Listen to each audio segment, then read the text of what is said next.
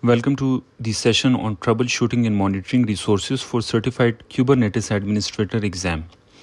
This topic is important because monitoring is the foundation of troubleshooting in Kubernetes. If you can read node, pod, and container metrics, you can quickly find problems and fix them. This belongs to Domain 2 troubleshooting, which we cover cluster and node issues, cluster components, monitoring resources, services and networking. In this video, we will focus on monitoring resources, how to observe your cluster, nodes, pods, and containers using the right tools and commands. This is something you will definitely use in the exam and in real cluster. Before monitoring, let's recall how Kubernetes is structured. A cluster is a collection of nodes.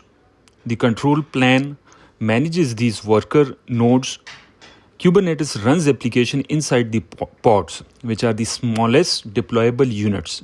A container has everything an application needs, like code, runtime, and libraries or dependencies. It runs on the top of the host operating system and shares its kernel. A pod can have one container or multiple side containers, and multiple pods across nodes give load sharing and reliability. Some of the commands to explore are kubectl get nodes, which lists the number of nodes available in the cluster. Kubectl get pods -o white. It actually shows where the pod has been scheduled. Then we have kubectl logs. Then we have kubectl describe, which view the condition and events. Then we have cryctl ps-a. It lists the containers that are available on the Kubernetes. And then we have cryctl logs and the container name, which shows the logs of the container. At node level, we use the command like cat var log syslog for system logs, and cat var log pods and the name of the pod, or cat var log container and the name of the container. Now let's focus on what exactly we want to monitor. In nodes, we want to monitor the total numbers, health status, CPU, memory, disk, and network utilization. In pod, we want to monitor the status, CPU memory consumption, logs and events.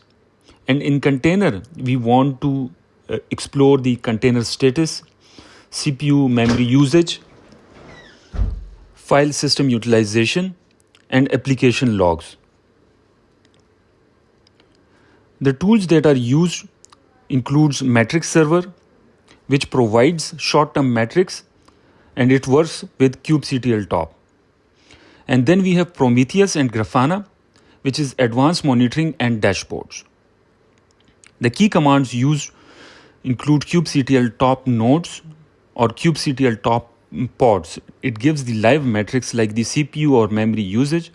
Then we have kubectl describe, and then the kubectl describe node or kubectl describe pod, which shows the conditions and the events. Then we have kubectl logs, and we can use the -c to name the container as well to see the logs of the container. Then we have kubectl get events, which provides system-wide troubleshooting clues. Now just a brief on the pod statuses. When monitoring pods, you will frequently see these states like running, pod is healthy, and containers are up. If you want to troubleshoot, you can use the kubectl describe to verify the health. But in running condition, the pod is healthy and it's up and running. And then we have pending, which is when the pod is created, but it is not scheduled yet, often caused by the lack of the resources. We can troubleshoot it with kubectl describe pods and check the events for scheduling issues. Then we have crash loop backoff, which means that pods keeps crashing and restarting. Again, we can use the kubectl logs or kubectl describe and check for anything like any error or restart count. Then we have out of memory killed, which means that that the container was killed due to the out of memory. We can troubleshoot it with kubectl describe pod to confirm and kubectl top pod to check the memory usage. These are the 4 status like running, pending, crash, loop, back off, out of memory, killed, and are very important for the exam and for troubleshooting. Now coming towards the live demo. First of all, we want to check if there is any pods already scheduled. There is no pod in the default namespace. Then we will create a test pod with an image of Nginx. Now the pod has been created, and we can also see the details of the pod that has been created. As you see that the pod is running, so the image has been pulled and successfully pulled, and the container has successfully been created. All the details of the pods are mentioned over here, like the name, namespace, the service account that has been used. We will study the service account in the upcoming modules. Then we can also use kubectl logs to see the different logs. If the container or the pod was crashing, the logs will be you will find the logs over here, and you could troubleshoot it. Now the -o void also shows where the node has been scheduled. Now if we want to cryctl on the control plan, you can see that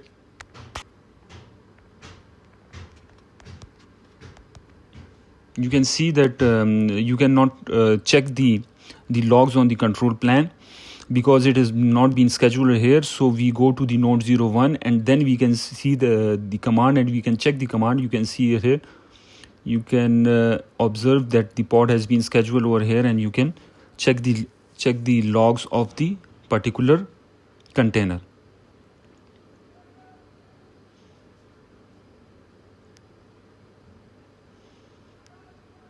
Again, the node level, the logs you can also check from here. As you can see, the default test pod is over here, var log and pods, and default test pod is there.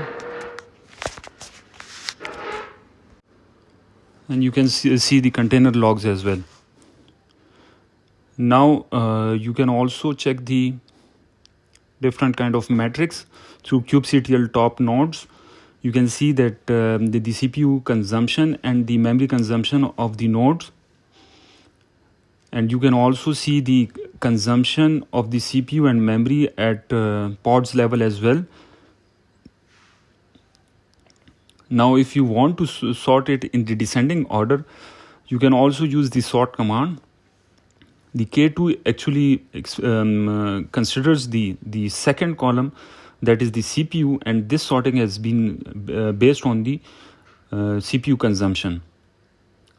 Now you can also use the K3, which is the third column, that is the memory, and you can sort all the container on the basis of the memory usage in the descending order.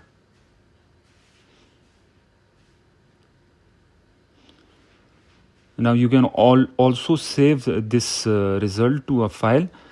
This is the questions you will be asked in the exam to arrange the containers or the pods in the ascending or descending order and store the result in a file. You can also use --no header to remove the information like the pod or CPU or memory header information that is being given over there. That brings to the end of the presentation on monitoring the resources in Kubernetes. To summarize, always start monitoring nodes, pods, containers. Use built-in tools like kubectl top, kubectl describe, and logs for exam troubleshooting in production. Extend with Prometheus and Grafana for deeper metrics, but actually in the exam you will not get any question from Prometheus and Grafana. You will only get the questions from the metric server, like the kubectl top command, and saving the result on the basis of the maximum consumption. Thanks for watching and good luck for your CK journey. Thank you very much.